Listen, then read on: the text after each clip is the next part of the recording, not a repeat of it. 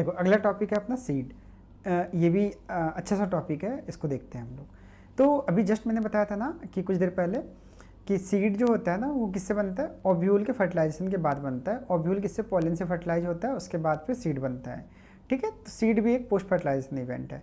ध्यान से देखना, जो ओव्यूल है ना जब ये पोलन से फ्यूज करता है तो जायगोट बनाता है। जायगोट क्या करता है, डिवाइड करके क्या बनाता है, एम्ब्रियो बनाता है और इंडोस्पर्म बनाता है। एम्ब्रियो क्या करता है, बेसिकली एम्ब्रियो जो होता है ना, इसमें क्या होता है, एम्ब्रियो जो एम्ब्रियो है ना, एम्ब्रियो के अंदर मैंने सबसे फर्स्ट में बताया था कि ऐसे कोटिलेडन होते हैं और उसमें एक सेंट्रल एक्सिस होता है। सेंट्रल एक्सिस क्या करता है, इसको एम्ब्रियो एक्सिस भी बोलते हैं। ऊपर वाला पार्ट प्लूम्यूल होता है और नीचे वाला पार्ट रेडिकल होता है। तो जो जायगोट है ना ये डेवलप किस में करेगा, एम्ब्रियो में करेगा। उसके अलावा इस एम्ब्रियो को ना सर्वाइव करने के लिए मतलब फूड चाहिए होता है, इसको एनर्जी चाहिए होता है। वो एनर्जी जो स्टोर होता है ना वो इंडोस्पर्म में होता है स्टोर। मैंने कोकोनट के केस में इंडोस्पर्म बताया था। तो ये इंडोस्पर्म जो होता है ना ये क्या करता है, प्रोवाइड करता है एनर्जी डेवलपिंग एम्ब्रियो को। क्लियर है यहाँ तक। एम्ब्रियो एक्सिस में भी बताया था, प्लूम्यूल, रेडिकल्स, ये सब क्लियर है यहाँ तक, कुछ दिक्कत नहीं है। जो इंडोस्पर्म होता है ना बेसिकली क्या होता है ना कि कुछ सीड में ये लास्ट तक मतलब सीड जब फ्रूट से सेड ऑफ भी हो जाता है तब तक भी दिखता है। जैसे जो मोनोकॉट सीड होते हैं ना उसमें इंडोस्पर्म दिखता रहता है, इंडोस्पर्म लास्ट तक दिखता है। ठीक है, उस सीड में दिखते हैं इंडोस्पर्म। बट डायकॉट में क्या होता है ना, इंडोस्पर्म एम्ब्रियो सारा का सारा यूटिलाइज कर लेता है।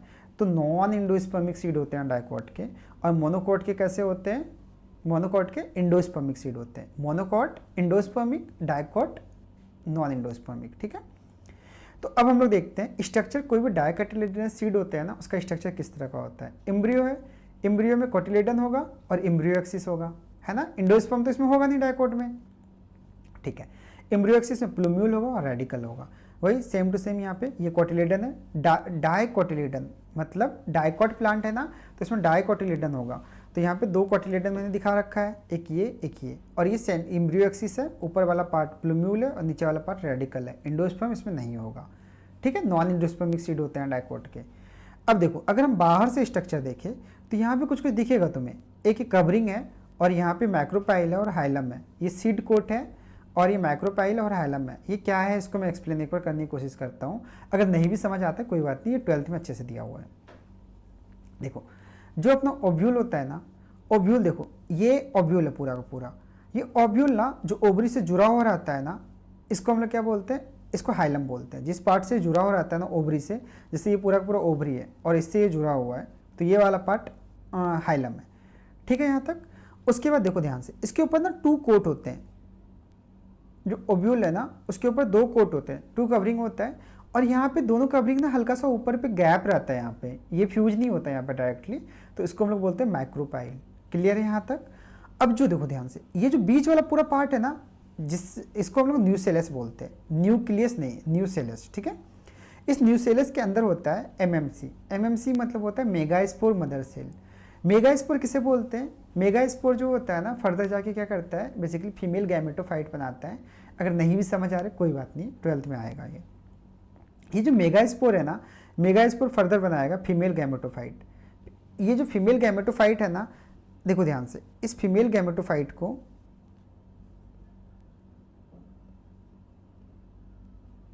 इसको एम्ब्रियो सेक भी बोलते हैं। इसमें ना कुछ होता है इवेंट, अभी तुम्हें अगर नहीं समझ में आ रहा है कोई बात नहीं। अब पोलन आता है, पोलन डिवाइड करता है, 2 न्यूक्लियस में कन्वर्ट होता है। एक यहाँ पे पोलर न्यूक्लियस से फ्यूज करता है और एक एम्ब्रियो सैक से फ्यूज करता है। नहीं आ रहा समझ में, कोई बात नहीं। अभी हमें क्या करना है, बस यहाँ तक हमें क्या क्या पता चल जाना चाहिए। ये सब अगर नहीं भी समझ में आ रहा है कोई दिक्कत नहीं, बस इतना पता होना चाहिए। एम्ब्रियो जो होता है वो 2n होता है एंड जो इंडोस्पर्म होता है ना वो 3n होता है। इंडोस्पर्म 3n होता है मतलब ट्रिप्लॉइड होता है। ये मैंने कोकोनट के साथ ही बताया था।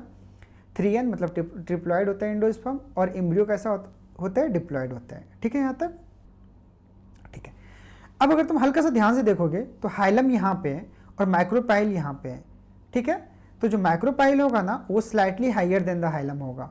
तो ध्यान से देखना, जो माइक्रोपाइल होता है ना ये क्या है, ये जो सीड है ना ये उल्टा रखा हुआ है ना। ये वाला पार्ट ऊपर होना चाहिए, ये वाला पार्ट नीचे होना चाहिए। तो micropyle is slightly higher than the hilum. समझ में आ गया क्यों ऐसा हो रहा है, क्योंकि माइक्रोपाइल जो है ये हल्का सा ऊपर है हाइलम के रिस्पेक्ट में। ठीक है, ये जो 2 कवरिंग मैंने बताया था ना ओव्यूल के ऊपर, ये जो 2 कवरिंग है ना, इसका आउटर कवरिंग जो है ना वो सीड के आउटर कवरिंग बनेगा। जिसको टेस्टा बोलते हैं, और जो इनर वाला कवरिंग है ना वो सीड का इनर कवरिंग बनेगा जिसको टेगमेंट बोलते हैं। आई थिंक यहाँ तक समझ में आ गया। एक चीज़ याद रखना, ये मैं बार बार भी बताऊंगा, अगर नहीं भी समझ आ रहा कोई बात नहीं। एक यहाँ पे ना डबल फर्टिलाइजेशन होता है। डबल फर्टिलाइजेशन जो होता है ना, ये फीचर है एंजियोस्पर्म का, ये एक्सक्लूसिव फीचर है एंजियोस्पर्म का। सिर्फ और सिर्फ एंजियोस्पर्म में ही डबल फर्टिलाइजेशन होता है। आई थिंक यहाँ तक क्लियर है, कोई दिक्कत नहीं है, ठीक है। तो जब ये फर्दर जाके जब सीड बनाएगा तो हाइलम क्या करेगा, इसको कनेक्ट करेगा फ्रूट से, है ना, क्योंकि पहले भी ओव्यूल को ये कनेक्ट करता था किससे, ओवरी से। तो ओवरी कन्वर्ट हो गया फ्रूट में और ओव्यूल कन्वर्ट हो गया सीड में। तो सीड को फ्रूट से कौन कनेक्ट करेगा, हाइलम कनेक्ट करेगा, ठीक है। कुछ कुछ डायकॉट प्लांट, इन जनरल जो डायकॉट प्लांट होते हैं वो नॉन इंडोस्पर्मिक होते हैं, बट कुछ कुछ डायकॉट प्लांट में इंडोस्पर्म रह जाता है, उसको इंडोस्पर्मिक बोलते हैं। उसमें कैस्टर एक एग्जाम्पल है। आई थिंक यहाँ तक क्लियर है, ठीक है। अब हम लोग मोनोकोट प्लांट के बारे में देखते हैं, मोनोकोट सीड के बारे में। मोनोकोटिलेडन सीड है तो इसका मतलब क्या है, उसमें मोनोकोट मतलब वन कोटिलेडन होगा, है ना। ध्यान से देखना, जो मोनोकोट सीड होते हैं उसमें ये कोटिलेडन है, ये कोटिलेडन है। क्या बताया था, सीड में क्या क्या होते हैं, एम्ब्रियो होता है और इंडोस्पर्म होता है। एम्ब्रियो के अंदर क्या होता है, कोटिलेडन होता है और एम्ब्रियो एक्सिस होता है। तो एम्ब्रियो के अंदर मैंने ये कोटिलेडन दिखा दिया और एम्ब्रियो एक्सिस दिखा दिया। यहाँ पे देखो ये एम्ब्रियो एक्सिस है। इस एम्ब्रियो एक्सिस में जो ऊपर वाला पार्ट है वो प्लूम्यूल होगा और जो नीचे वाला पार्ट है वो रेडिकल होगा। इस प्लूम्यूल को ना एक कवर करता हुआ एक सीथ जैसा स्ट्रक्चर रहता है, उसको कोलियोप्टाइल बोलते हैं, ठीक है। ये सीथ लाइक स्ट्रक्चर होता है जो प्लूम्यूल को कवर करता है मोनोकोट सीड में, उसको कोलियोप्टाइल बोलते हैं। और रेडिकल, रेडिकल मतलब रूट बनाएगा तो इसको रूट कैप होगा यहाँ पे, है ना। रूट कैप के साथ इस पूरे रेडिकल को कवर करता हुआ एक सीथ जैसा स्ट्रक्चर होता है, उसको कोलियोराइजा बोलते हैं। आर फॉर रूट, है ना, कोलियोराइजा रूट, और फिर यहाँ पे कोलियोप्टाइल जो सूट वाला पार्ट है ना उसको कवर करता रहेगा, ठीक है। सीड में क्या क्या होता है, एम्ब्रियो होता है, इंडोस्पर्म होता है। एम्ब्रियो के अंदर कोटिलेडन दिखा दिया मैंने, एम्ब्रियो एक्सिस दिखा दिया। अब हमने क्या नहीं दिखाया यहाँ पे, एक चीज़ नहीं दिखाया है, वो क्या, इंडोस्पर्म, वो मैं दिखाऊंगा। बट ध्यान रहे कि इन जनरल ना 2 कोटिलेडन डायकॉट में था, बट इसमें भी ना एक छोटा सा कोटिलेडन यहाँ पे होता है। देखो ध्यान से, ये बहुत ही रूडिमेंट्री कोटिलेडन है, इसको हम लोग इपीब्लास्ट बोलते हैं। इपीब्लास्ट के क्वेश्चन पूछे जाते हैं। इपीब्लास्ट जो होता है ना, second cotyledon is rudimentary in monocot which is known as epiblast. Clear है यहाँ तक, ठीक है। इसी का ना हम लोग देखते हैं यहाँ पे, ध्यान से देखो, ये स्केटुलम है। स्केटुलम क्या होता है, जो एक कोटिलेडन है ना इसके प्लांट के, मोनोकॉट प्लांट के, इसको स्केटुलम के नाम से भी जाना जाता है। तो ये जो स्केटुलम है ना, ये देखो, ये एक कोटिलेडन हो गया और ये एम्ब्रियो एक्सिस हो गया, और एम्ब्रियो एक्सिस में कोलियोराइजा, कोलियोप्टाइल, ठीक है। ये 12th क्लास में भी अच्छे से दिया हुआ है। प्लीज़ इस चैप्टर को ना कोरिलेट करना, 12th का जो फ्लावरिंग प्लांट है ना सेकेंड चैप्टर, उससे कोरिलेट करना, ठीक है। क्या बताया था, इंडोस्पर्म छूट गया था अपना। तो ये वाला पार्ट देखो, ये यहाँ पे स्केटुलम है पूरा का पूरा, मतलब एक यहाँ पे क्या है, कोटिलेडन है।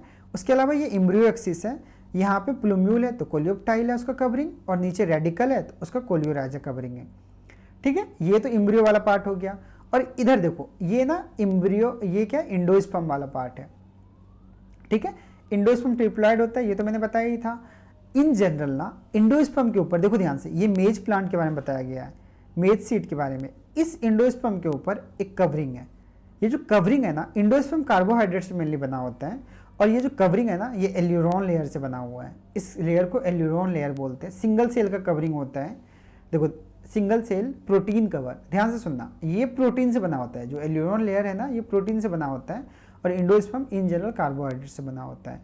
तो ये जो इंडोस्पर्म है, इसके ऊपर जो कवरिंग है ना, ये एल्यूरोन लेयर है जो प्रोटीन से बना हुआ है। सिंगल कवरिंग है और ये प्रोटीन से बना हुआ है। आई थिंक ये तुम आराम से इसके स्ट्रक्चर को, मेज के स्ट्रक्चर को ड्रॉ भी कर सकते हो, ड्रॉ करके देखना, क्योंकि ये हल्का सा कॉम्प्लिकेटेड है ना, तो ये देख सकते हो यहाँ तक। इन जनरल जो भी सीड होते हैं मोनोकॉट के, वो क्या होते हैं, इंडोस्पर्मिक। बट कुछ सीड होते हैं जो नॉन इंडोस्पर्मिक भी होते हैं, तो उसमें नॉन इंडोस्पर्मिक में होता है ऑर्किड्स के प्लांट, और जो ऑर्किड होता है ना वो मोनोकॉट तो है बट नॉन इंडोस्पर्मिक सीड होता है। देखो ये बहुत इंपॉर्टेंट था, इसको प्लीज़ कोरिलेट करना 12th वाली बुक से। उसके अलावा जो भी अगर कुछ कन्फ्यूजन होगा डाउट सेक्शन नीचे मुझे उसमें कमेंट सेक्शन में बता देना, और इसको मैं, इसके नोट्स को मैं डिस्क्रिप्शन में डाल दूंगा, वहाँ से जाके डाउनलोड कर